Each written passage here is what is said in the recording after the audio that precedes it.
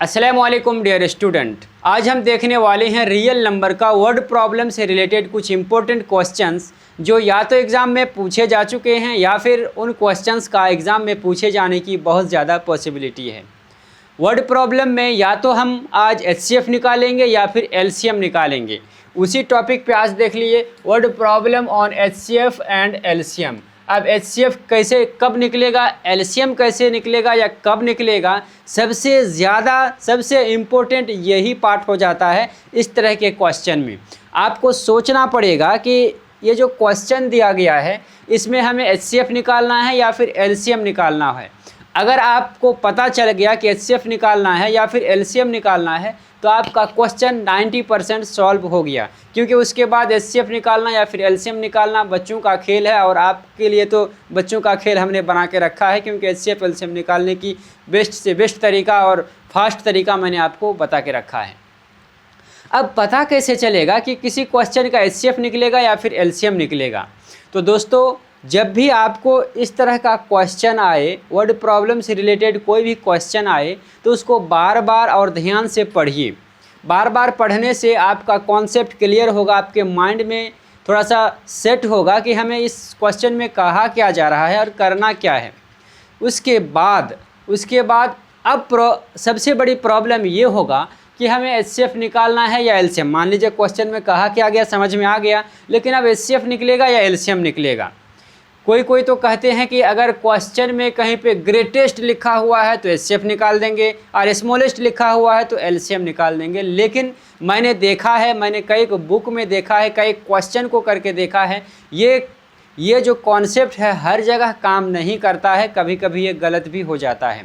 तो आज मैं आपको सबसे इम्पोर्टेंट, सबसे बेस्ट ट्रिक बताऊंगा जिससे आप पता लगा सकते हैं कि इस क्वेश्चन का एचसीएफ निकलेगा या फिर एलसीएम। तो सबसे पहली बात, ध्यान से बार बार पढ़िएगा क्वेश्चन को।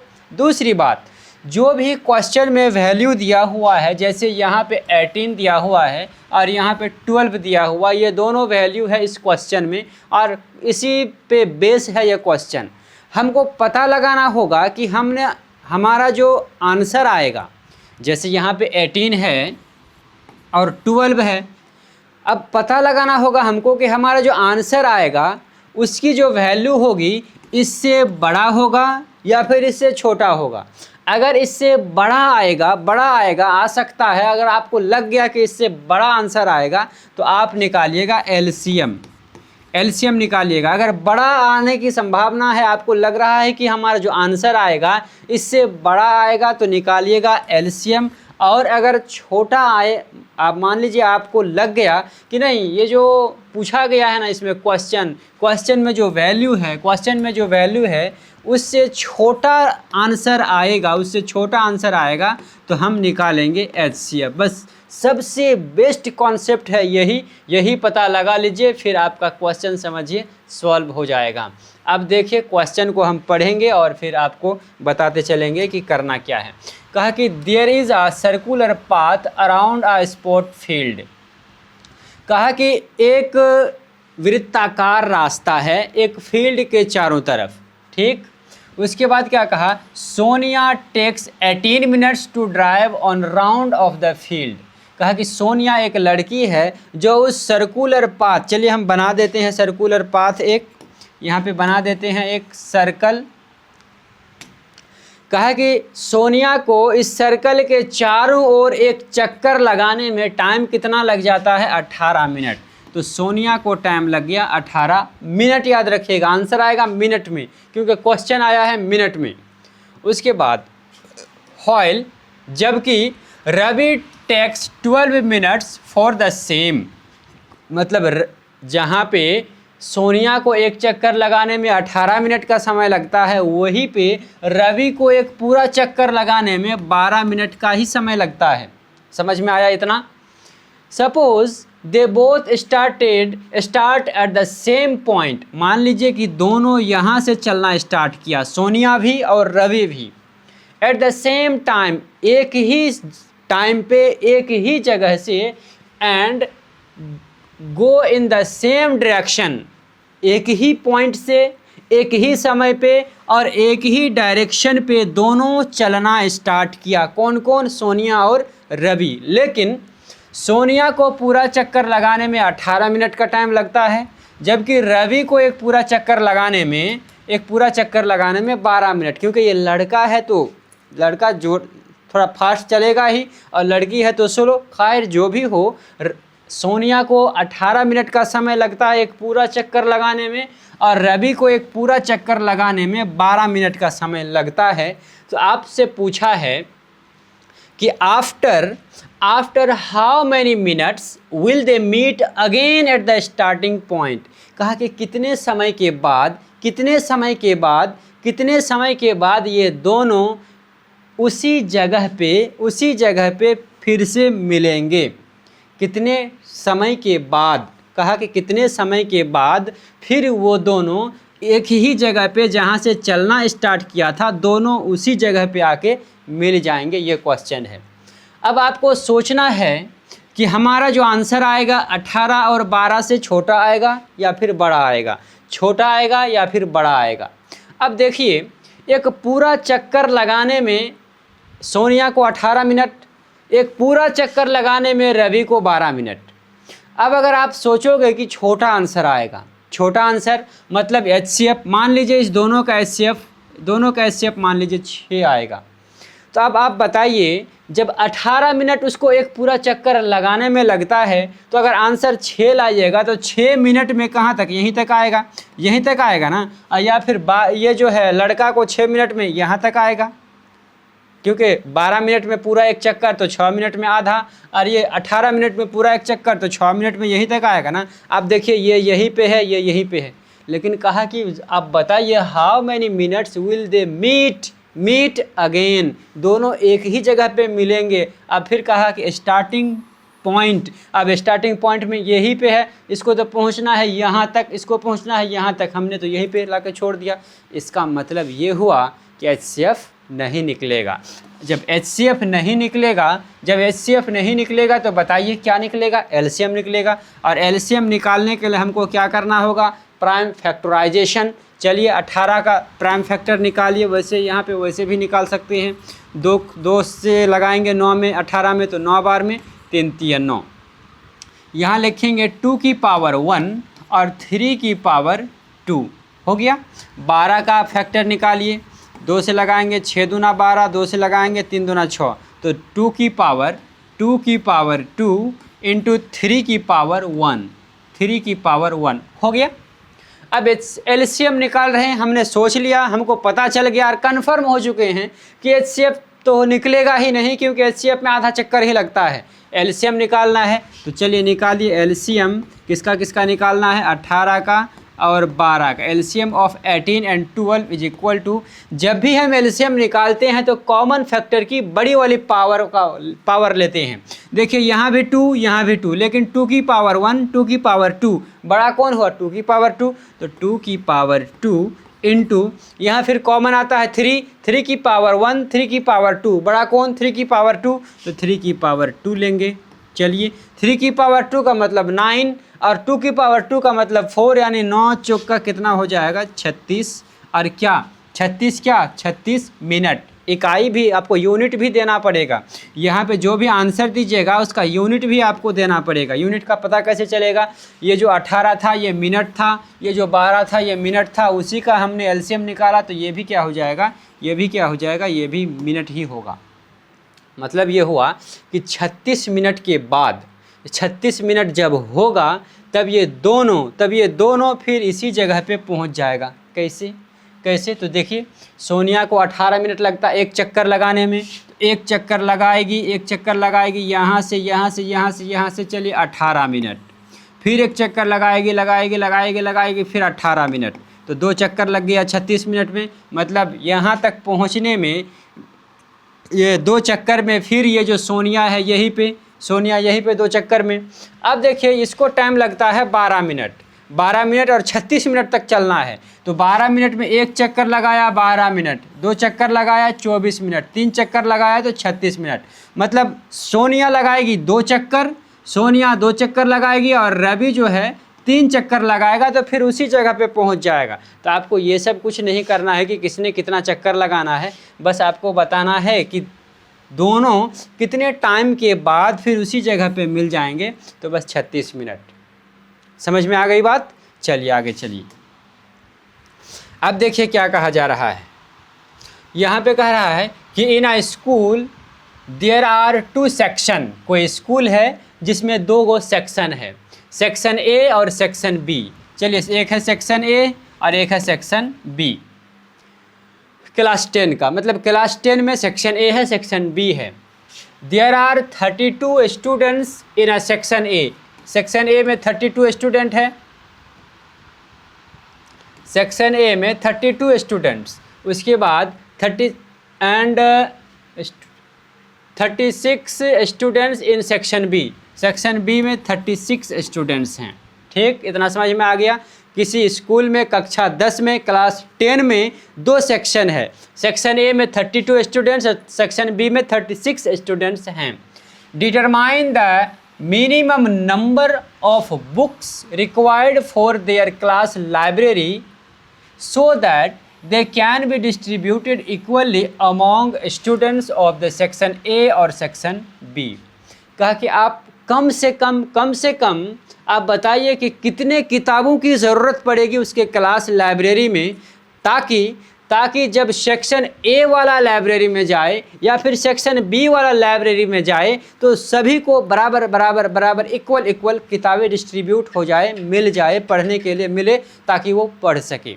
देखिए, अब लाइब्रेरी में, ये लाइब्रेरी है, अब कहा कि लाइब्रेरी में कितने बुक्स रखे जाएंगे, लाइब्रेरी में कितने बुक्स रखे जाएंगे, ताकि जब सेक्शन ए वाला जाए लाइब्रेरी में तब भी उसको बराबर मतलब 32 स्टूडेंट है तो 32 स्टूडेंट को ही बराबर बुक मिल जाए स्टडी करने के लिए, या फिर सेक्शन बी वाला भी जाए तो उसको भी बराबर बुक मिल जाए स्टडी करने के लिए। तो आप बताइए कि लाइब्रेरी में कम से कम कितनी किताबें रखनी होगी, आप बताइए।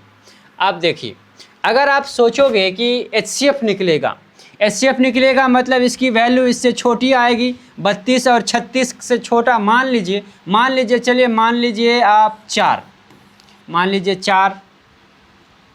तो 4 बुक अगर लाइब्रेरी में रखा जाएगा तो 32 सेक्शन ए वाला जाएगा तो क्या मिलेगा सभी को? 4 ही बुक है, 32 स्टूडेंट है, नहीं मिलेगा ना। तो HCF तो होगा ही नहीं।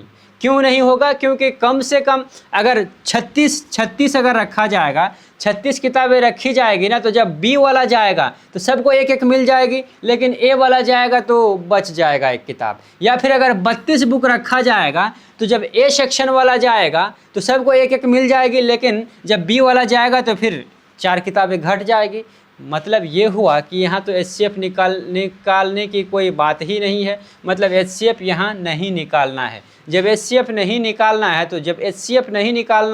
तो क्या निकालना है? LCM निकालना है। तो चलिए निकालिए, किसका? चलिए इसका प्राइम फैक्टराइजेशन और इसका प्राइम फैक्टराइजेशन निकालिए। 32 2 से लगाएंगे 16 दूना 32, 2 से लगाएंगे 8 दूना 16, 2 से लगाएंगे 4 दूना 8, 2 से लगाएंगे 2 दूना 4, 1 2 3 4 5, 2 की पावर 5। चलिए आगे बढ़िए। 36, अब 36 का निकालिए। 2 से लगाएंगे 18 दूना 36, 2 से लगाएंगे 9 दूना 18, 3 से लगाएंगे 3 3 9, यानी 2 की पावर 3, 2 की पावर 2, 2 की पावर 2 इंटू 3 की पावर 2, ये हो गया। अब LCM किसका? LCM of 32 and 36 is equal to, देखिए जब भी हम, अब यहाँ 3 नहीं है तो 3 की पावर 0 कर सकते हैं। 3 की पावर 0 का मतलब 1, और किसी भी नंबर में 1 का मल्टीप्लाई करने से उस नंबर का कुछ बदलता नहीं है, चेंज नहीं होता है, वो उतना ही रहता है।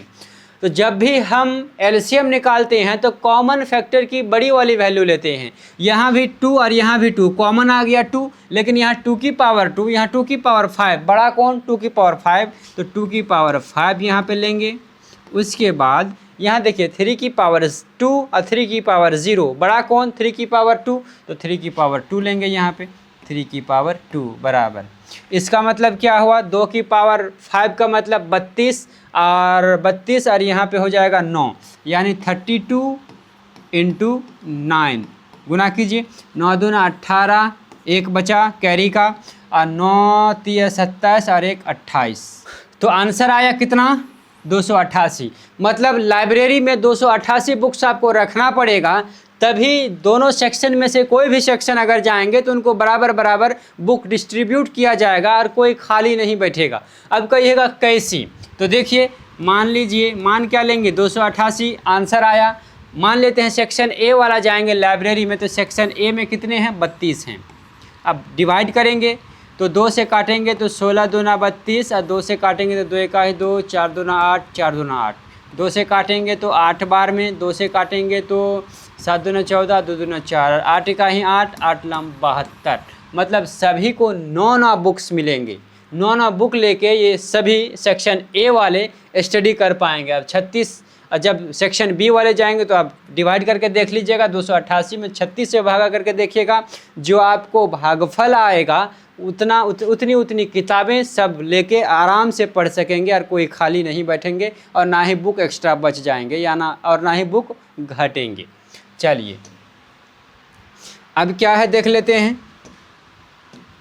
अब है कि 3 bells ring at interval of 6, 12 and 18 minutes. If all 3 bells rang at 6 AM, when will they ring together again? क्या कहा कि 3 बॉल हैं, बेल हैं, घंटियाँ हैं, जो 6 मिनट, 12 मिनट और 18 मिनट के इंटरवल पे, मतलब इतना लेट में, 1 बजेगा, फिर 12 मिनट के बाद, फिर 1 बजेगा 18 मिनट के बाद, वो क्या करते हैं, रिंग करते हैं। तो कहा कि अगर सभी बेल एक साथ 6 बजे सुबह को, 6 बजे सुबह को, एम का मतलब सुबह, 6 बजे सुबह को अगर एक साथ रिंग करते हैं, बज जाते हैं, तो आप बताइए कि वे सभी घंटियाँ एक साथ फिर कितने टाइम पे बजेंगे।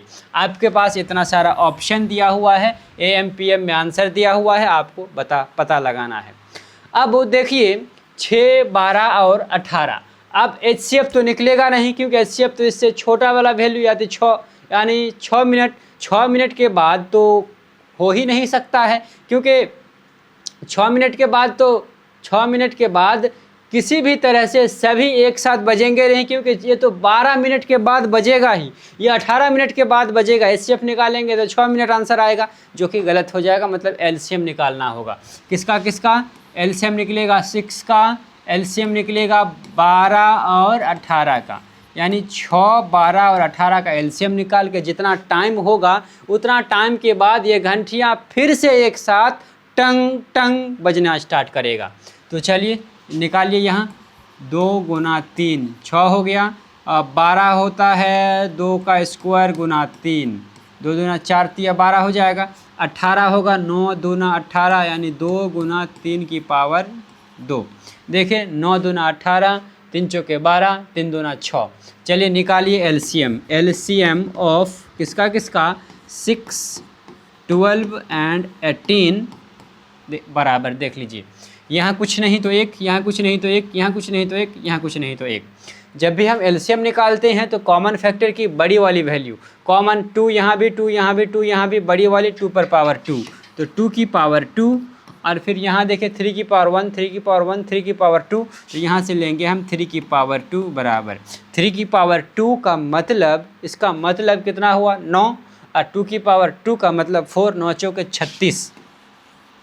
और देखिए सब में मिनट दिया हुआ है, देखिए मिनट्स दिया हुआ है, तो 36 मिनट्स, ठीक है 36 मिनट्स। अब देखिए यानी 36 मिनट के बाद फिर से बजेगा। बजा कब था, बजा था 6 बजे सुबह को, 6 बजे AM, तो 6 बजे AM में जब बजा फिर 36 मिनट के बाद बजेगा, मतलब 6:36 AM पे फिर से बजेगा। देखिए 6:36 AM PM दिया हुआ, मिस मत कीजिएगा, AM दिया हुआ है क्वेश्चन में, तो 36 मिनट के बाद फिर बजेगा, इसलिए यहाँ भी AM दिया हो, यानी 6:36 AM में फिर से ये घंटियाँ एक साथ टंग टंग टंग स्टार्ट करेगी। चलिए कह रहा है 4 bells रिंग एट इंटरवल, वही question same to same question है, वहाँ पे था 3 घंटियाँ, यहाँ पे है 4 घंटियाँ। यहाँ पे थोड़ा सा क्वेश्चन को और बढ़ाया है, क्योंकि 4 bells ring eight an interval of 4, 7, 12 and 14 seconds respectively.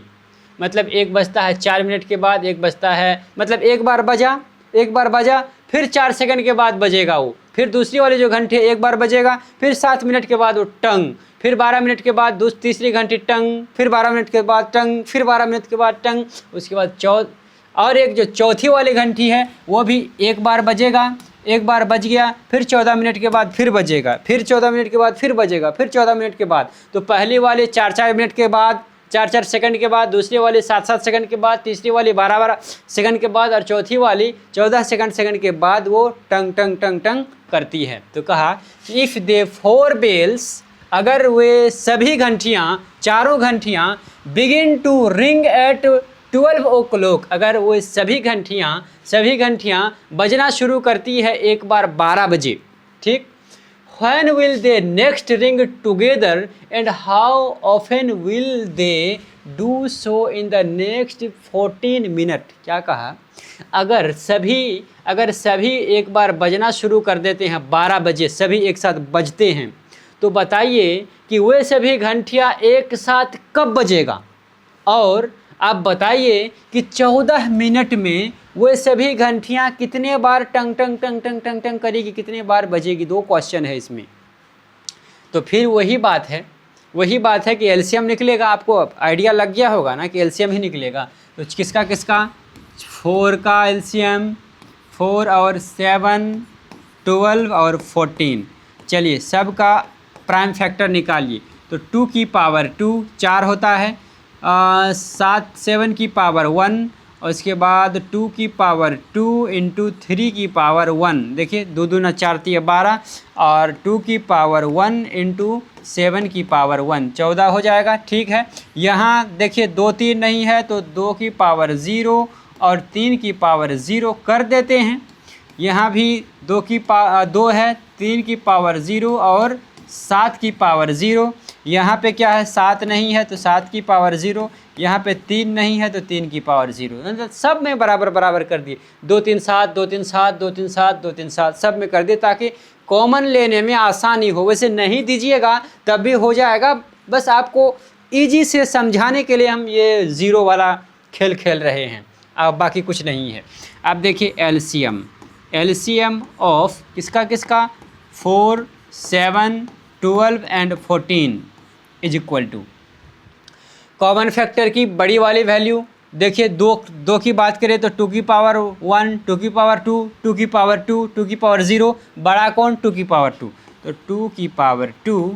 अब 3 में ले लेते हैं, 3 की पावर 0, 3 की पावर 1, 3 की पावर 0, 3 की पावर 0, बड़ा कौन 3 की पावर 1, तो 3 की पावर 1। अब 7 पे चलिए, 7 की पावर 1, 7 की पावर 0, 7 की पावर 0, तो 7 की पावर 1 बड़ा हुआ, बराबर 2 दूना 4, 4 3 12, 12 7 84, 84 सेकेंड्स।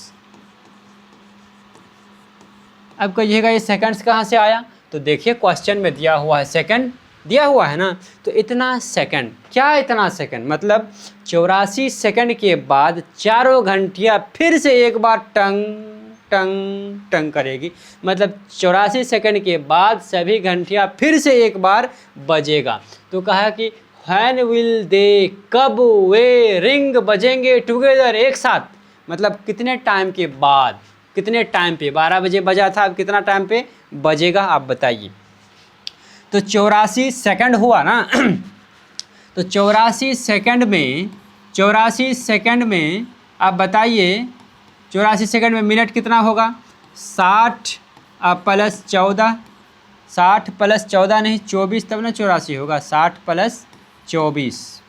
अब देखिए, नहीं तो डायरेक्ट ऐसे भागा दीजिएगा, 60 से भागा दीजिएगा ना, तो 60 से भागा दीजिएगा तो कितना होगा, 60 से भागा देंगे तो देखिए ये मिनट हो गया, 60 सेकंड, इसको लिख सकते हैं हम 60 सेकंड अब प्लस 24 सेकंड। क्या किए हमने, क्या किया, इसमें 60 से भागा लगाया, तो 60 से भागा लगाएंगे या फिर 60 का सेपरेट निकाल लेंगे। तो 60 सेकंड जब होगा तो यानी 84 सेकंड को 60 सेकंड और 24 सेकंड लिख सकते हैं ना। तो 60 सेकंड में 1 मिनट, अब प्लस 24 सेकेंड्स, ठीक है। मतलब ये जो घंटी है दोबारा बजेगा 12 बजकर 1 मिनट और 24 सेकंड पर। इतने टाइम पे ये फिर से बजेगा, एक बार टंग करेगा। इतना एक पार्ट हो गया कहा। उसके बाद and how often will they do so, मतलब ऐसे ही कब बजेगा, ऐसे ही वो कितना बार बजेगा नेक्स्ट 14 मिनट। मतलब जैसे आपको पता चल गया कि 84 सेकंड के बाद ये जो घंटियां हैं फिर से बजना स्टार्ट करता है सभी एक साथ। तो कहा कि 14 मिनट का जो टाइम होता है, 14 मिनट में ये चारों घंटियां कितनी बार बजेगा। तो चलिए बनाते हैं। ये तो आपको पता चल गया। अब 14 मिनट यहाँ बना देते हैं आपको। 14 मिनट को हम लिख सकते हैं 14 गुना 60 सेकंड लिख सकते हैं, बिल्कुल लिख सकते हैं। 14 छक्के 84 यानी 840 सेकंड, ठीक है। यानी 14 मिनट में हुआ 840 सेकंड। अब बताइए कहा कि 840 सेकंड में ये कितना बार बजेगा। तो एक बार बजता है 84 सेकंड, मतलब 84 सेकंड के बाद बजता है एक बार। तो 14 मिनट का निकालना, 14 मिनट में 840 सेकंड हुआ तो 84 से भागा दे दीजिए। 84 दाहें 840 बराबर 10 मतलब ये क्या हुआ 10 बार बजेगा। मतलब हुआ कि 14 मिनट में ये चारों घंटियाँ 10 बार एक साथ बजेगा। बस ये एक आंसर हुआ। और फिर एक आंसर ये हुआ, ये 12 घंटा मतलब 12:01 पे ये चारों घंटियाँ एक साथ बजेगा। और फिर 14 मिनट में ये जो सारी घंटियाँ 10 बार बजेगा, ठीक है। चलिए बढ़ते हैं। कहा कि the traffic lights at 3 different road crossing change after every 48 seconds, 72 seconds and 180 seconds if they change simultaneously.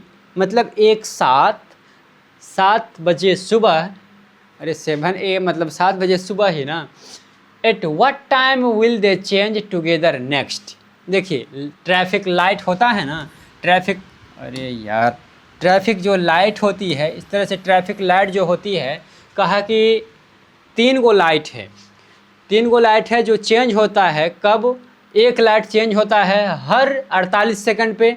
मतलब 48 एक बार चेंज हो गया, फिर 48 सेकंड के बाद फिर चेंज होगा, फिर 48, जितना 48 सेकंड होगा उतना बार वो कलर चेंज करेगा पहली वाली। दूसरी वाली 72 सेकंड के बाद कलर चेंज करेगा। तीसरी वाली 108 सेकंड के बाद कलर चेंज करेगा।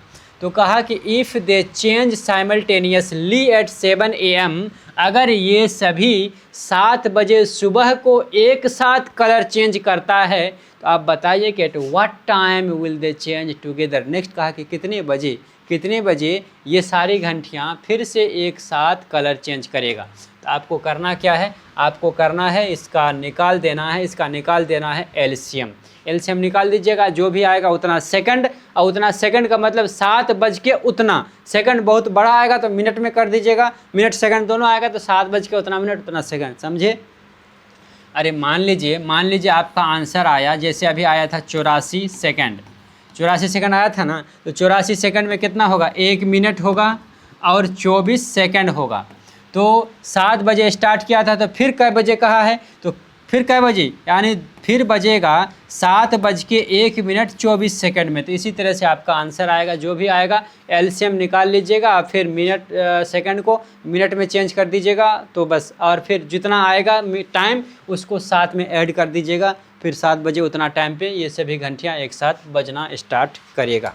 Morning walk 3 person steps of together and their steps measuring 40 second 42 centimetre 42 centimetre and 45 centimetre respectively. देखिए कहा क्या, देख लीजिए एक बार।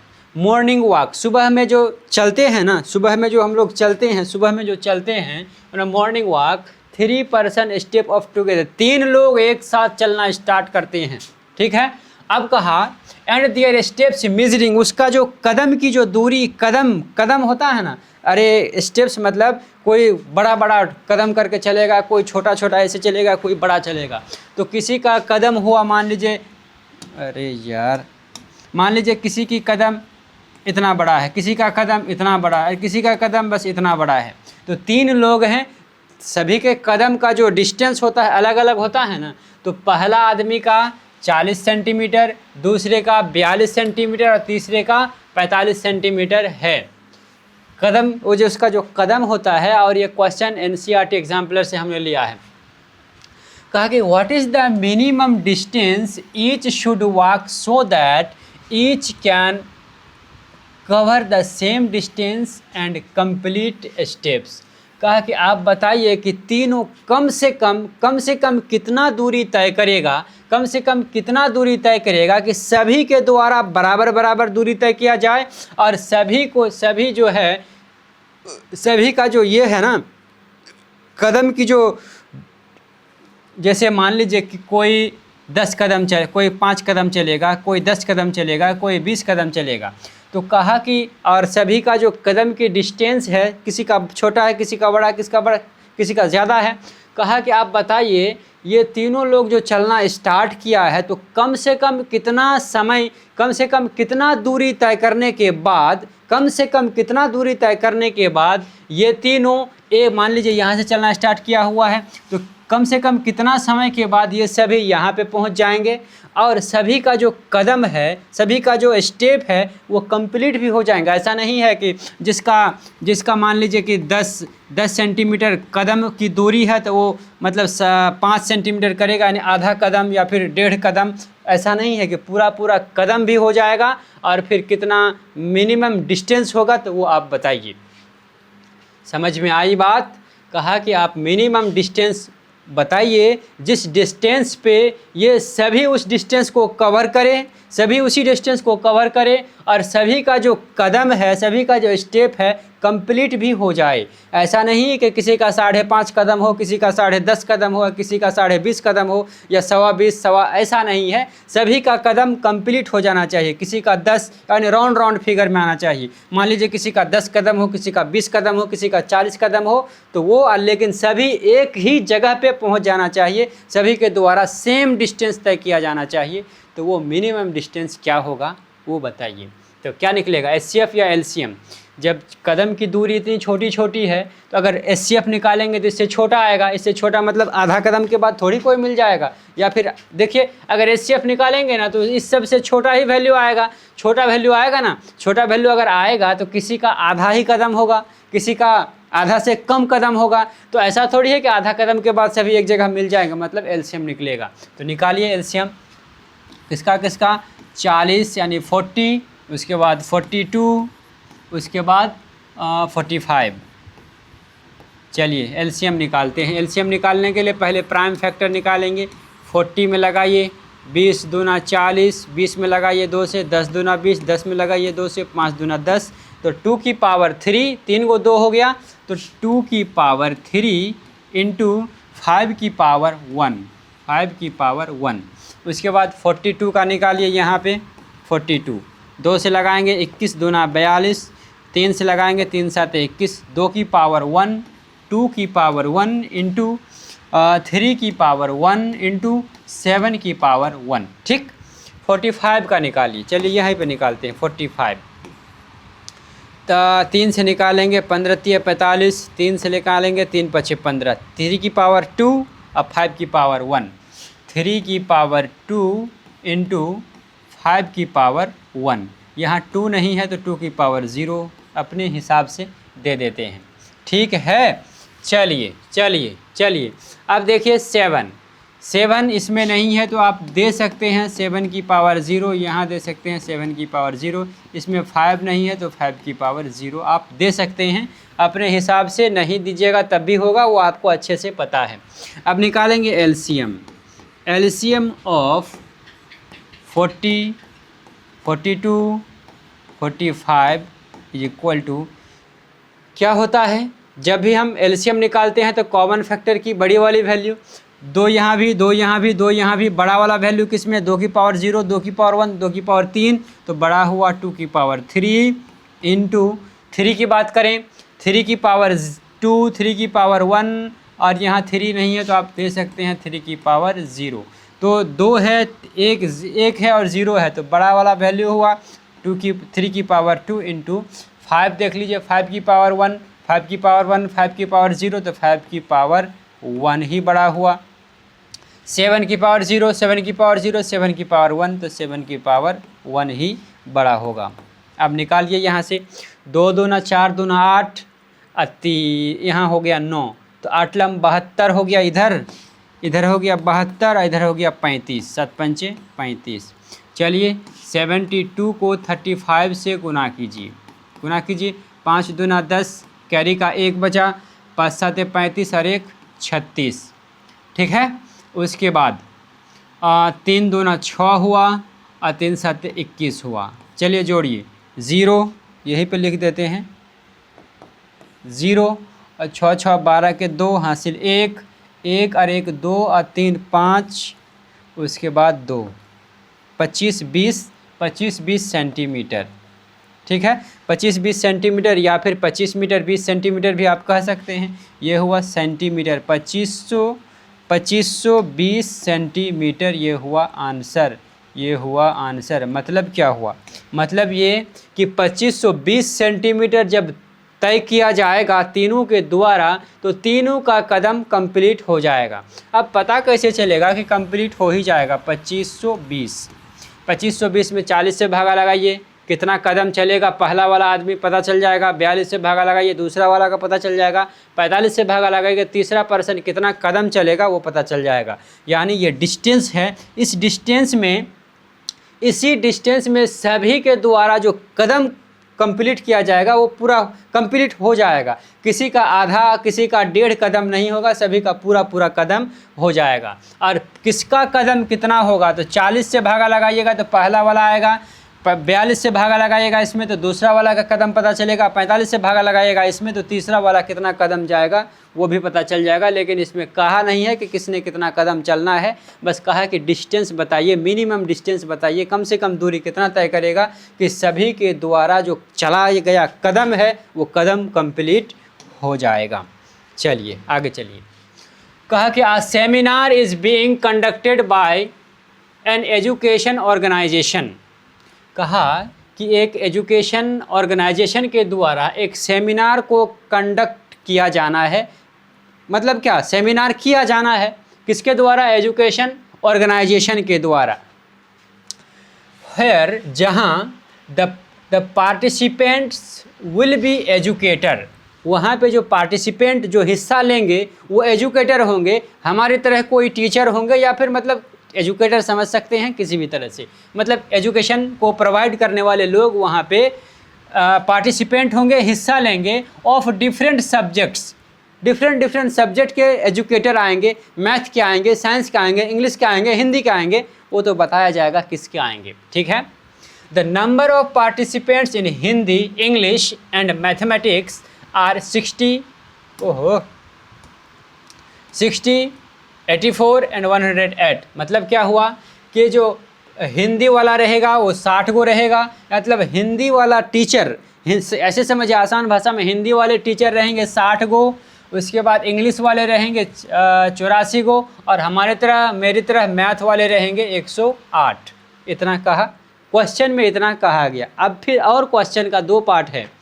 कहा कि in each room the same number, colour change करना होगा। कहा कि in each room the same number of participants are to be seated and all of them being in the same subject, hence the maximum number of participant that can be accommodated in each room is. कहा कि आप बताइए कि वो जो सभी को जो रखा जाएगा ना, वो दूर से जो आए हैं एजुकेटर जो हैं मैथ और इंग्लिश और हिंदी के, उनको किसी रूम में तो ज़रूर रखा जाएगा ना, रूम में तो रखा जाएगा, ठीक है। कहा रखे जाने की लेकिन क्या है? कंडीशन है। In each room the same number of participants are to be seated.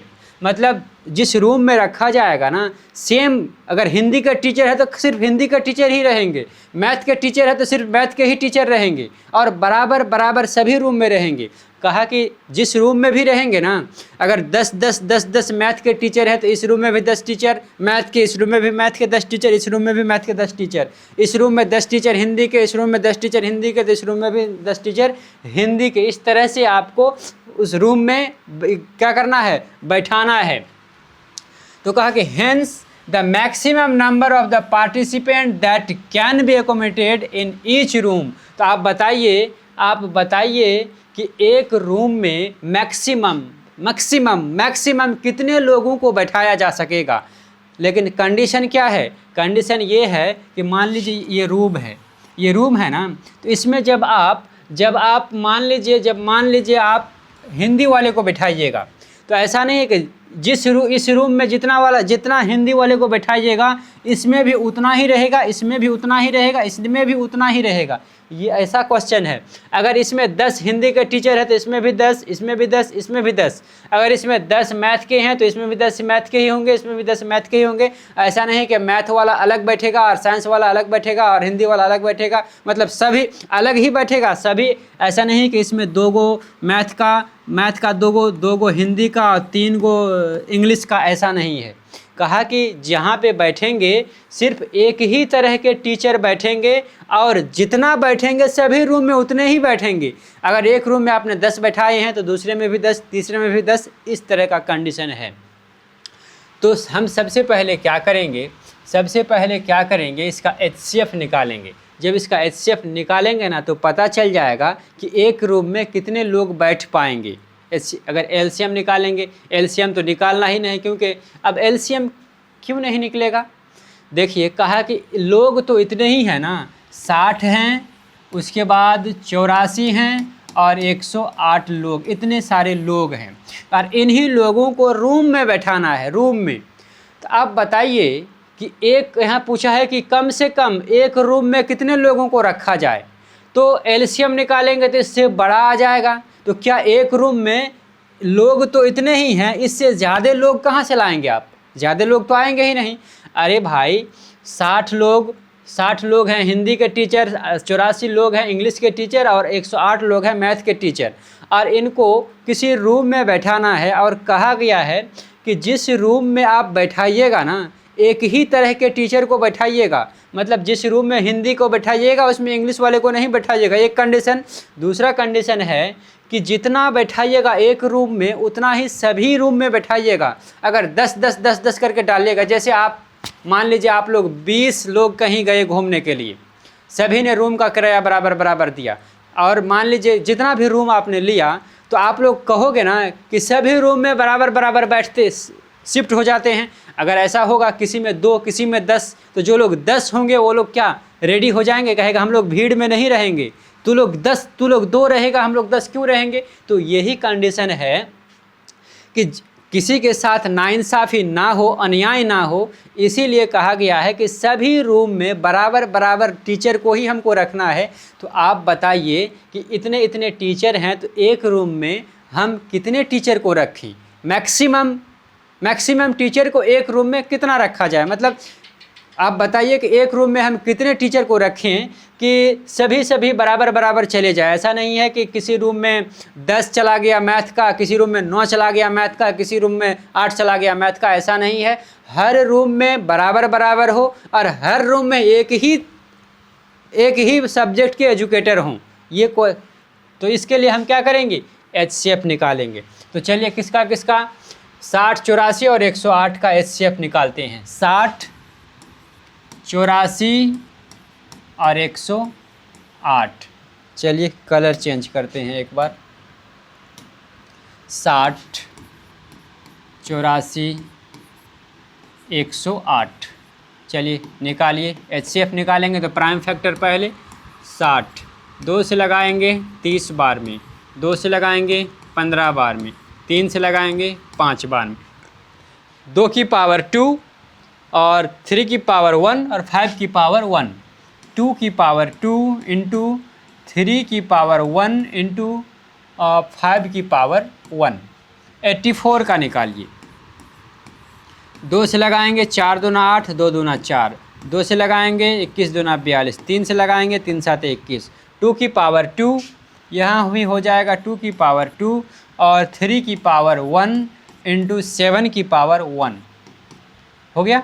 अब 108, 108, 2 से लगाएंगे 5 दूना 10, 4 दूना 8, 2 से लगाएंगे 2 दूना 4, 7 दूना 14, 3 से लगाएंगे 3 लम 27, 3 से लगाएंगे 3 3 9, 2 की पावर 2, चलिए 2 की पावर 2 इंटू 3 की पावर 2 इंटू 3 की पावर 2 नहीं, 3 की पावर 3 होगा यहाँ पे, 3 की पावर 3, और यहाँ कुछ नहीं तो चलिए खाली ही रखते हैं, क्या दिक्कत, हर बार बराबर बराबर करना ज़रूरी नहीं, इस बार खाली ही रखेंगे, फिर भी हम HCF, अब LCM निकलेगा HCF, पता तो चल गया कि HCF क्यों निकलेगा, क्यों आपको मैंने अच्छे से समझा के रखा है, बहुत ज़्यादा टाइम लिया है इस क्वेश्चन में हमने। HCF of 60, 84 and 108 is equal to क्या होगा, जब भी HCF निकालते हैं तो कॉमन फैक्टर की छोटी वाली वैल्यू, तो इसमें देखिए दो बार सब में है, तो यहाँ तो एक बार लेना पड़ेगा 2 की पावर 2, 3 की पावर 3, 3 की पावर 1, 3 की पावर 1, तो यहाँ ले लेंगे 3 की पावर 1 हो गया। अब तो कॉमन इसमें है नहीं, इसमें कॉमन है नहीं, तो कॉमन नहीं है तो उसको लेंगे भी नहीं, ठीक है। तो 2 दूना 4 तिया 12, क्या हुआ ये, मतलब एक रूम में 12 टीचर को रखा जाएगा। जब एक रूम में 12 टीचर को रखा जाएगा तो देखिए हिंदी वाला 60 टीचर है ना, तो 12 से भागा देंगे 5, 5 रूम में सबको लगेगा। जब इंग्लिश वाले रखेंगे तो 12 7 7 टीचर ये सब आ जाएगा। उसके बाद मैथ वाला ज़्यादा टीचर है तो 12 लम्मा 108, 9 रूम इसको लग जाएगा, ठीक है ना। अरे एक रूम में 12 टीचर आता है, तो 60 टीचर को जब रखा जाएगा तो जो हिंदी वाला है तो 5 रूम हिंदी वाले के लिए लगेगा, उसके बाद इंग्लिश वाले के लिए 7 रूम लगेगा, मैथ वाले के लिए 9 रूम लगेगा। तो अभी तो एक पार्ट हुआ, क्वेश्चन का एक पार्ट हुआ कि एक रूम में मैक्सिमम आप कितने एजुकेटर को रखिएगा, तो 12 एजुकेटर को रखना है। अब देखिए यहाँ क्या कहा गया था, क्वेश्चन में क्या कहा गया था, 12 देखिए 12 था, एक आंसर हो गया, एक पार्ट का आंसर हुआ कि maximum number of participant that can B accommodated in the each room, तो प्रत्येक रूम में कितने एजुकेटर बैठेंगे, 12 एजुकेटर बैठेंगे। अब कहा the minimum number of room required during the events, कहा कि आप बताइए कि कम से कम कितना रूम चाहिए होगा इन सभी टीचर को, इन सभी एजुकेटर को उस पर रखने के लिए, ठीक है। तो हमको अब क्या करना है, एक रूम में 12 लोग बैठेंगे, एक रूम में 12 लोग। जब अब बताइए हिंदी वाले के लिए 5 रूम, क्योंकि 60 में 12 से भागा दीजिएगा, 12 से भागा दीजिएगा तो 5, 84 हिंदी इंग्लिश वाला है, 84 में 12 से भागा दीजिएगा, अरे 84 टीचर इंग्लिश वाला है और एक रूम में 12 टीचर अटता है, तो बताइए ये इंग्लिश वाला टीचर के लिए रूम कितना लगेगा, तो 84 में 12 से भागा लगाएंगे 7, ये हो जाएगा 7 रूम इसको लगेगा। और 108 टीचर हैं मैथ के और एक रूम में 12 टीचर आप रख रहे हैं, तो मैथ वाले के लिए कितना रूम लगेगा, तो 108 में 12 से भागा लगाएंगे तो 9 बार में 9 होगा, तो देखिए रूम कितना हो जाएगा, रूम हो जाएगा 7 5 12 और 21, 7 5 12 और 9 21, यानी 21 रूम आएगा इसके लिए। देखिए क्वेश्चन में क्या था, कहाँ चला जाता है, यहाँ देखिए कहा कि the minimum number of room required during the event is, तो क्या हो जाएगा, सबसे कम से कम 21 रूम लगेगा, जिसमें 21 रूम में ये सभी लोग आराम से सोएंगे बैठेंगे जो भी करेंगे, और एक रूम में 12 एजुकेटर रहेंगे। चलिए आगे बढ़ते हैं। हाँ, इतना बड़ा क्वेश्चन क्या कह रहा है, 3 sets of science history and drawing books, 3 go book है, देखिए एक है साइंस, एक है हिस्ट्री, एक है drawing books, have to B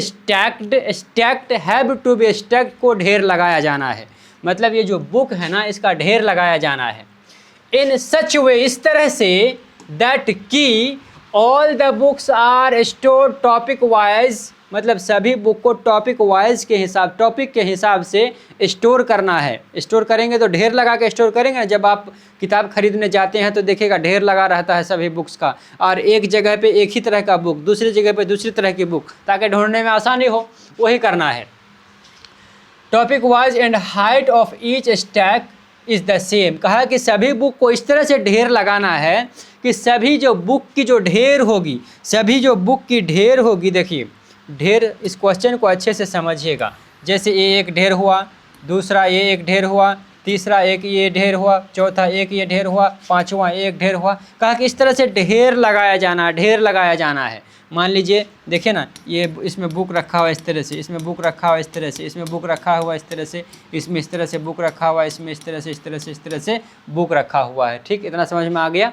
अब कहा कि the number of science book 192, science की किताबें कितनी है 192। उसके बाद हिस्ट्री की है 480 हिस्ट्री की किताबें हैं।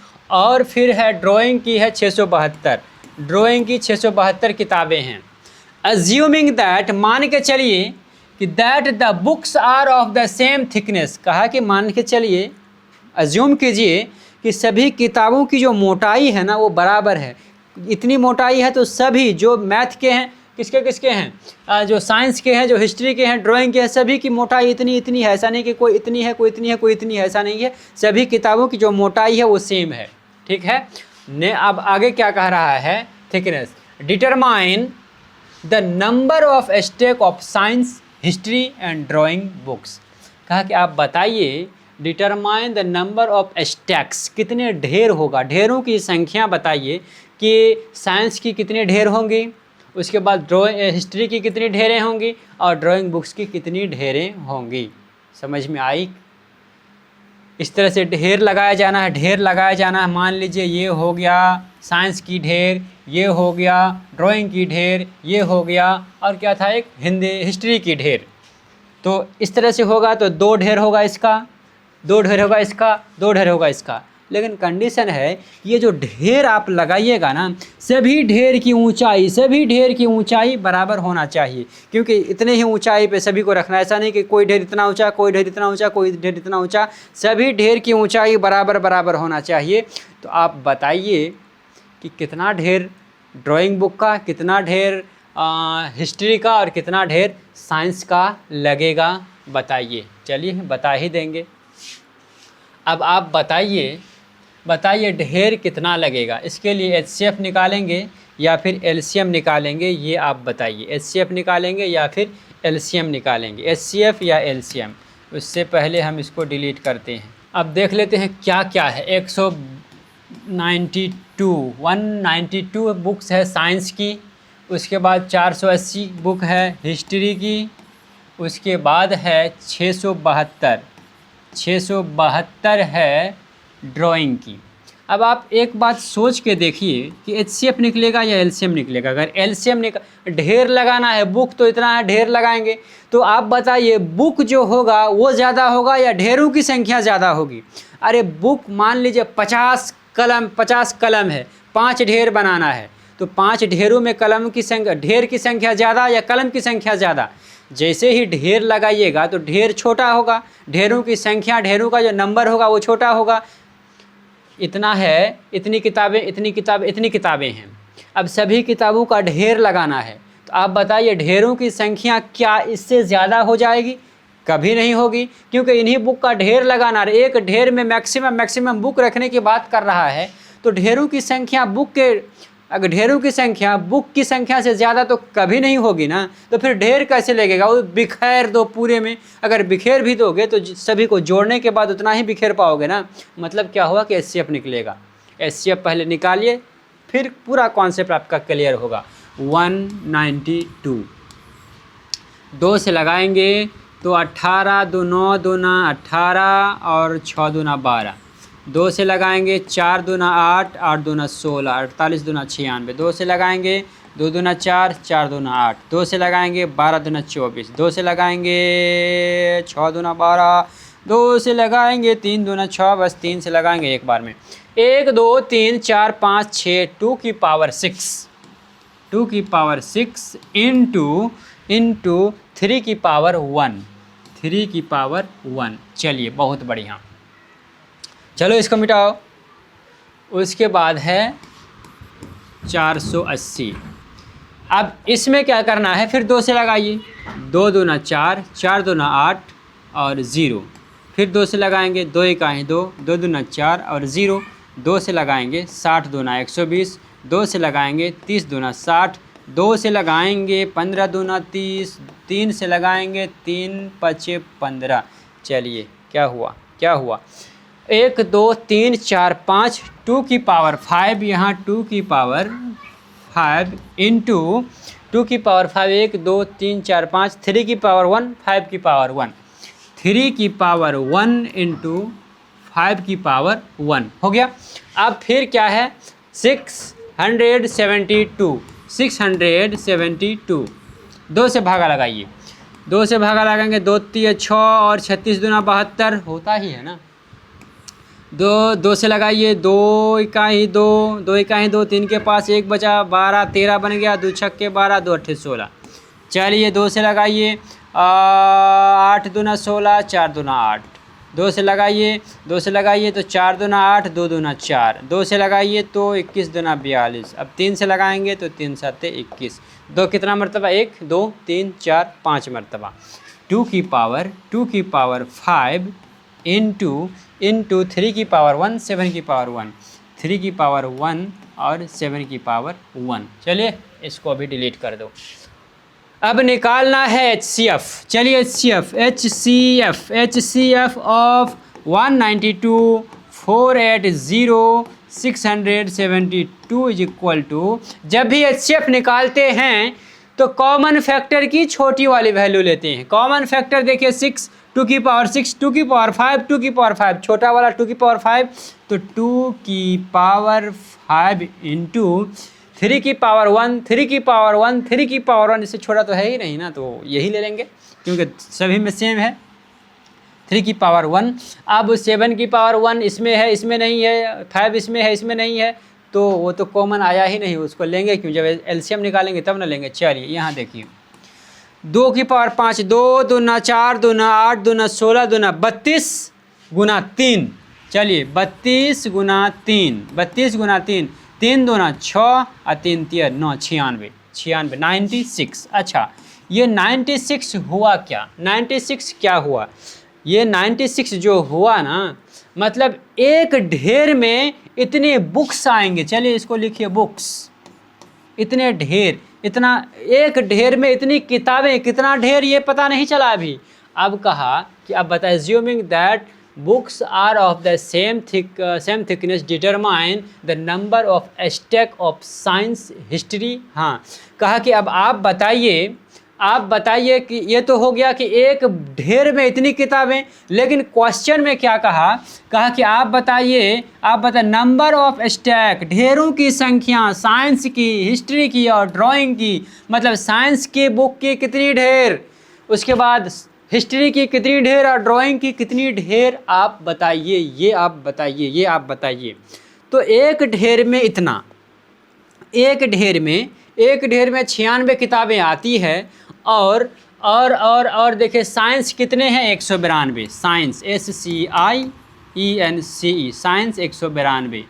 तो 192 में हम भागा लगाएंगे अगर 96 से तो 2 मरतबा आएगा, 2 मरतबा आएगा ना, 6 दूना 12, 6 दूना 12, 9 दूना 18, ठीक है। यानी साइंस की 2 ढेर, अरे साइंस की 2 ढेर होगी इस तरह से, एक ढेर ऐसे और फिर एक ढेर ऐसे, 2 ढेर में कितनी, एक ढेर में 96 किताबें, 1 2 3 4 5 6 7 8 9 10 11 12 96, 1 2 3 4 5 6 7 8 9 10 11 12 13 96, ठीक है। इस तरह से ढेर में हर इसमें बुक रखा जाएगा, इधर से भी रखा जाएगा, इधर से भी रखा जाएगा, इधर से भी रखा जाएगा, ऐसे ऐसे ऐसे ऐसे ऐसे ऐसे ऐसे ऐसे ऐसे इस तरह से साइंस की 2 ढेर आएगी। एक ढेर में 96 किताबें, तो 2 ढेर मिला के कितना हो जाएगा, 192 किताबें हो गया। अब उसी तरह से 480 है, अब 480 क्या है, हिस्ट्री की, हिस्ट्री में टोटल कितने हैं, 480 भागा 96, तो 96 कितना बार में कट जाएगा। चलिए यहाँ काट के देखते हैं, 480 भागा 96, चलिए काटिए, एक बार 2 से ही काट के देखते हैं, 2 से ही काटेंगे तो 48 दूना 96, और फिर इसको 2 से काटेंगे, इसे 4 बार में लगता, 5 बार में, देख 5 बार में हो जाना चाहिए। तो 2 से काटे, इसको 2 से काटेंगे, 2 दूना 4, 4 दूना 8 और 0। अब 48 को कै बार पढ़ेंगे, चलिए फिर 2 से काटिए, 2 से काटेंगे तो 24 दूना 48, 2 से काटेंगे इसको तो 2 एका ही 2, 2 दूना 4 और 0 120, और फिर 120 भागा 24, चलिए काटिए इसको, 12 से काटिए, 12 दूना 24, 12 से काटेंगे तो 10 बार में, 2 एका है 5, चलिए 5 बार में, मैंने कहा था ना 5 बार में, तो ये हो गया 5। अब होगा क्या, जब ये हिस्ट्री की किताबें रखी जाएगी तो इस तरह का 5 गो ढेर बनेगा, 5 गो ढेर। अब सभी ढेर की ऊंचाई जो है बराबर होगी, क्यों, क्योंकि सभी जो बुक है, बुक की थिकनेस बराबर है, ढेरों की संख्या ज़्यादा कम बेसी हो जाएगा, लेकिन ये 1 2 3 4 5 6 7 8 एक के ऊपर एक, एक के ऊपर एक, एक के ऊपर एक, 96 किताबें जब रखिएगा तो बराबर ऊंचाई तक ही आएगा ना। उसी तरह से आप 642 में, हाँ, तो हिस्ट्री का ढेर कितना हो गया, 5, और साइंस का ढेर हो गया 6, और 480, अब 672 हुआ, 672 बट्टे कितना हो जाएगा, 996। अब इसमें 672 में 96 से भागा दीजिए, जितना ढेर होगा वो ड्राइंग बुक का ढेर होगा। ठीक है, ढेरों की संख्या आपको पता चल गया, एक ढेर में 96 बुक्स हैं। चलिए अब क्या कहा, क्वेश्चन है, अ फ्रूट वेंडर हैज 99, ओहो क्या हो रहा है, 990 क्या है, एप्पल्स, 990 एप्पल है एक फल विक्रेता के पास, और 945 है ऑरेंज संतरा, 945 संतरा है। चलिए इतना तो करना ही होता है, दे दिए। ही पैक्स, वह पैक करता है, देम उनको, इनटू बास्केट, टोकरी में, सच दैट, इस तरह से कि each basket contain only 1 type of fruit, वो सभी फ्रूट्स को ना बास्केट में पैक कर रहा है, लेकिन कंडीशन ये है कि एक बास्केट में एक ही तरह का फ्रूट, ऐसा नहीं है कि एक ही बास्केट में थोड़ा सा एप्पल डाल दिया, थोड़ा सा ऑरेंज डाल दिया, ऐसा नहीं है। जिस टोकरी में, मान लीजिए ये टोकरी है, ऐसा नहीं है कि इसमें आप कुछ ऑरेंज डाल दिए, कुछ एप्पल डाल दिया, ऐसा नहीं है, सिर्फ एप्पल ही डलेगा, एक टोकरी में सिर्फ एप्पल डालेगा, अगर डलेगा तो सिर्फ एप्पल, डलेगा तो सिर्फ ऑरेंज, एप्पल और ऑरेंज को मिक्स ये नहीं करेगा। इतना तक समझ में आ गई। But all baskets hold the same number of fruit, दूसरा कंडीशन ये है कि सभी टोकरी पे बराबर ही फ्रूट आना चाहिए। मान लीजिए एक बास्केट में 10, दूसरे में भी 10, तीसरे में भी 10, जितना बास्केट की ज़रूरत पड़ेगा सभी में 10 10 10 या 20 20 20 या 30 30 30 या 40 40 40, और ये सभी बास्केट में सेम फ्रूट नंबर ऑफ, मतलब बराबर फ्रूट आना चाहिए, और सभी बास्केट में एक ही तरह का फ्रूट पैक किया जाना है। फिर कहा कि to minimize the total number of basket used, ताकि क्या हो कि कम से कम टोकरी यूज में आए। Determine the maximum number of fruits that can be placed in each basket, कहा कि आप बताइए कि कम से कम मिनिमम नंबर ऑफ फ्रूट्स, कहा कि कम से कम एक टोकरी में कितना फ्रूट को रखा जाएगा, एक टोकरी में फ्रूटों की संख्या आप बताइए। तो फ्रूट की संख्या बताने से पहले टोकरी का पता लगेगा तब ना, कितना टोकरी है तब तो पता चलेगा कि एक टोकरी में कितना फ्रूट्स आएगा। तो सबसे पहले हम क्या निकालेंगे, HCF निकालेंगे। कहेगा एलसीएम क्यों नहीं, अरे भाई इतना फ्रूट्स है, एलसीएम निकालेंगे तो इससे बड़ा वैल्यू आएगा, फ्रूट से ज़्यादा क्या टोकरी होगा, एक टोकरी में कम से कम 20 30 40 50 तो आ ही जाएगा ना। अब इस एलसीएम निकालने जाएंगे तो इससे ज़्यादा वैल्यू आएगा, ऐसा थोड़ी है। अब फल के अंदर टोकरी घुसाइएगा या टोकरी के अंदर फल घुसाइएगा, अगर एलसीएम निकालेगा इसका मतलब फल के अंदर आप टोकरी घुसा रहे हैं, एचसीएफ का मतलब टोकरी के अंदर फल घुसा रहे हैं आप। समझ में आई ना? तो चलिए एचसीएफ निकालेंगे तो जो निकाले एचसीएफ या एलसीएम प्राइम फैक्टर तो बनता ही है। दो से लगाएंगे, 2 से लगाएंगे तो कितना बार में ये लग जाएगा इसमें 4 दूना 8 और फिर 4 दूना 8 ये बन गया 19, 9 दूना 18, फिर एक बच गया 5 दूना 10। फिर लगाएंगे, चलिए 5 से लगाते हैं। 5 से लगाएंगे तो पचलम 45, 45, 46, 47, 48, 49, 45, 45, पाँचलम 45। फिर लगाएंगे, चलिए 3 से लगाएंगे, 3 तिया 9, 3 तिया 9। फिर लगाएंगे 3 से 11 तिया 43। 2 गुना 3 2 की पावर 1, 2 की पावर 1 और 3 की पावर 2, 3 की पावर 2 और 5 की पावर 1 और 11 की पावर 1 हो गया इतना। 945 में लगाएंगे अब 990, 945, 945। चलिए लगाइए, 5 से लगाइए। 5 इकाई 5, 9 के पास बच गया 4, बन गया ये 45, 9 पंचे पचलम 45, 5 इकाई 5, 191, 9 10 11। किससे लगेगा? सही लगाए कि गलत लगाए रे भैया, पहले देख लेता हूँ। 5 से लगाएंगे तो 5 का ही 5 और 4 9, 4 ये तो 44 ही बना ना। अरे ये तो 44 ही बना। 5 5 8 40, 5 8 40 और 5 लम 45। हाँ अब हुआ। अब फिर 3 से लगाएंगे, 3 6 18, 3 6 18, 3 3 9। 3 से लगाएंगे, 3 दूना 6, 3 इकाई 3, ठीक है। 3 से लगाएंगे, 3 7 21, ठीक है। अब 3 की पावर 1 2 3, 3 की पावर 3 इंटू 5 की पावर 1, 5 की पावर 1 इंटू 7 की पावर 1 और 2 नहीं है तो 2 की पावर 0। चलिए ठीक है। चलिए एचसीएफ निकालिए आप। एचसीएफ निकालिए। HCF of 990945 is equal to. HCF जब भी निकालते हैं तो कॉमन फैक्टर की छोटी वाली वैल्यू इसमें लिया जाएगा, तो 2 की पावर 1 जो 2 की पावर 0 जो 1 होता है उसको लो ना लो कोई बात नहीं। 3 की पावर 3, 3 की पावर 2, तो 3 की पावर 2 छोटा वैल्यू, 3 की पावर 2, 3 की पावर 2। उसके बाद 5 की पावर 1, 5 की पावर 1, तो 5 की पावर 1। 3 की पावर 2 मतलब 9, 9 पंचे 45, 9 पंचे 45, ठीक है 45। यानी एक टोकरी में, एक बास्केट में नंबर ऑफ फ्रूट्स कितना होगा? Number of fruits in a basket 45। ये क्या हुआ? फ्रूट्स। फ्रूट्स का मतलब क्या कि एक बास्केट में इतना फ्रूट्स आएगा। तो अब आप बताइए बास्केट कितना लगेगा? एक बास्केट में जब 45 फ्रूट्स आता है तो टोटल फ्रूट्स को ऐड कीजिए, ये दोनों को ऐड करेंगे ना, यानी 990 और 945 दोनों को ऐड कीजिए।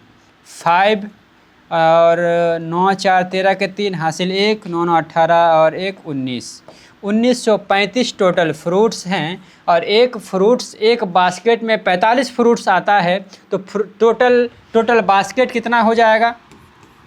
1935 में आप भागा लगाइएगा किससे? 45 से, तो ये आ जाएगा 43, ठीक है 43 हो जाएगा।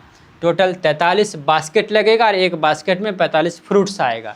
43 बास्केट और एक बास्केट में 45 क्या आ जाएगा? फ्रूट्स आ जाएगा। चलिए अब ये आप पे सवाल छोड़ेंगे, हम थोड़ा सा सॉल्व कर देंगे और आप पे छोड़ देंगे, आपको बनाना है ये। The length breadth and height of a room are 8 metre 50 centimetre, 6 metre 25 centimetre and 4 metre 75 centimetre respectively. कहा कि लंबाई इतना है, चौड़ाई इतना है, ऊंचाई इतना है। लंबाई कितना है? लेंथ लंबाई है 8 मीटर 50 सेंटीमीटर। तो सभी को हम क्या करेंगे? कोई सेम वैल्यू होना चाहिए, या तो सेंटीमीटर कीजिए या तो मीटर कीजिए। अगर मीटर कीजिएगा तो पॉइंट में आ जाएगा, पॉइंट में आएगा तो फिर एचसीएफ एलसीएम जो निकलेगा निकालने में होगा प्रॉब्लम, इसलिए हम इसको सेंटीमीटर कर देंगे। तो 8 मीटर में 800 सेंटीमीटर और 50 सेंटीमीटर, यानी ये हो जाएगा 800 50 सेंटीमीटर लेंथ हो गया। उसके बाद लंबाई हो गया। चौड़ाई क्या है? चौड़ाई है 6 मीटर 25 सेंटीमीटर, 6 मीटर 25 सेंटीमीटर यानी 625 सेंटीमीटर। उसके बाद हाइट कितनी है? हाइट है 4 मीटर 4 मीटर 75 सेंटीमीटर यानी 475 सेंटीमीटर। ये हो गया रूम की लंबाई, चौड़ाई ये और ऊंचाई। लंबाई दिया है क्या? हाँ, लंबाई, चौड़ाई और ऊंचाई दिया हुआ है। कहा कि to find the length of the longest rod, कहा कि उस सबसे बड़ी रॉड की लंबाई बताइए जिससे इस रूम को एग्जैक्टली नापा जा सके। मतलब जब नापे, कहा कि ऐसा रॉड बताइए, रॉड की लंबाई बताइए जिससे जब हम लंबाई भी नापे ना तो पूरा नापा जा सके। ऐसा नहीं है कि लंबाई नापते नापते गए तो 1/2 में आ गया, 1.25 में आ गया, 1/4 में आ गया, ऐसा नहीं। जैसे लंबाई नापिएगा तो मान लीजिए 4 रॉड हुआ, चौड़ाई नापिएगा तो 3 रॉड होगा, ऊंचाई नापिएगा तो 6 रॉड हुआ। ऐसा नहीं कि लंबाई में 4.5 रॉड, चौड़ाई में 3.5 रॉड और ऊंचाई में 2.5 रॉड, ऐसा नहीं। पूरा 2 रॉड 3 रॉड, मतलब पूर्णांक में, इंटीजर में ये आंसर आना चाहिए, ये पूछ रहा है। तो वही पूछा है कि आप बताइए कि उस रॉड की लंबाई क्या होगी। जैसे ये रूम है ना, जैसे मान लीजिए ये रूम है, लंबाई चौड़ाई ऊंचाई है, ठीक है, ये रूम है। तो अगर ये 20 मीटर ऊंचा है और 10 मीटर चौड़ा है, तो अगर हम इसको 6 मीटर के रॉड से नापेंगे तो 6 मीटर के रॉड से नापेंगे तो इतना आएगा। फिर 4 को कैसे नापेंगे? फिर 36 18 तक तो नाप लेंगे इतना, फिर इतना कैसे नापेंगे? तो इस रूम को नापने के लिए हमको 5, अगर ये सेंटीमीटर है, ये सेंटीमीटर है तो 5 सेंटीमीटर का रॉड होगा। तो ये हो जाएगा 2 बार में नाप लेंगे, 5 इकाई 5, 5 दूना 10, 1 2 3, एक बार इतना, 4 बार में इसको नाप लेंगे। तो वही पूछा है कि इतना आपको मेज़र दिया हुआ है रूम का, आप बताइए किस रॉड से इसको नापेंगे कि पूरा इसको नापा जा सके। तो बस आप इसका HCF निकाल लीजिएगा। अब LCM क्यों नहीं निकालिएगा?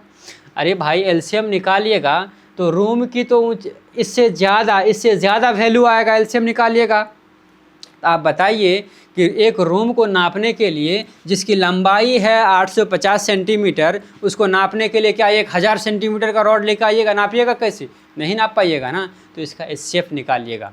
तो इस तरह से मैंने आपको 10 क्वेश्चन प्रैक्टिस कराया है और ये 10 क्वेश्चन बहुत ही ज़्यादा इम्पोर्टेंट है। इसी तरह के क्वेश्चन आपसे पूछे जाने की पॉसिबिलिटी होती है दोस्तों। तो प्रैक्टिस कर लीजिएगा और फिर अगर आप कमेंट करेंगे तो मैं इसका नोट भी आपको प्रोवाइड करा सकता हूं, लेकिन आपको कमेंट करना पड़ेगा। कमेंट कीजिए कि मुझे नोट चाहिए, फिर मैं आपको बताऊंगा कहां पे आपको नोट मिल सकता है। तो आज के लिए इतना ही दोस्तों, फिर मिलते हैं किसी नेक्स्ट वीडियो में जिसमें इससे भी ज़्यादा इंटरेस्टिंग क्वेश्चन को हम लोग देखेंगे। Thank you.